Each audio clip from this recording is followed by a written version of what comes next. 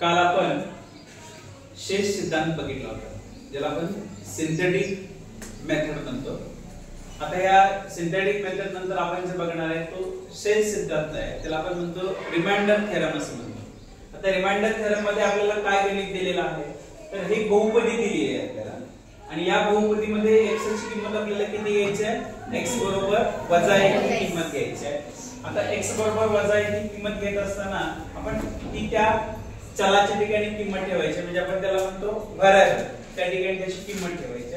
किंमत -1 आहे म्हणजे -1 चा वर्ग वजा x, म्हणजे या ठिकाणी किती किंमत येणार, -1 अधिक 2. 4 गुणिले -1 चा वर्ग किती येणार आहे, 1, म्हणजे गुणिले 1 आलं, वजा वजा काय झालं, अधिक झालं, 1 अधिक 2. 4 1 4 अधिक 1 अधिक 2, म्हणजे 4 आणि 1 5, 5 आणि 2 7. म्हणजे या ठिकाणी या पॉलिनॉमियलची किंमत किती आली, 7. म्हणजे या बहुपदीची किंमत किती आली, 7. ही जी सोडवण्याची पद्धत आहे, या पद्धतीला आपण शेष सिद्धांत किंवा रिमाइंडर थेरम असं म्हणतो. काय म्हणतो त्याला, शेष सिद्धांत किंवा रिमाइंडर थेरम. काय करतो आपण, दिलेल्या बहुपदीमध्ये जी x ची किंमत दिलेली आहे ती x ची किंमत आपण त्या ठिकाणी ठेवतो आणि ती सोडवल्यानंतर त्याचं उत्तर किती आलं, 7.